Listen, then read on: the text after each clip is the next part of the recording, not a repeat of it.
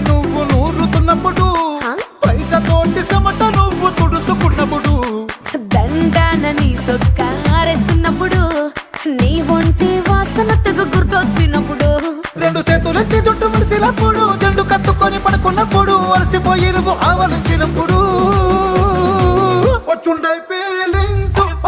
feelings వచ్చి వచ్చి చంపేస్తుండ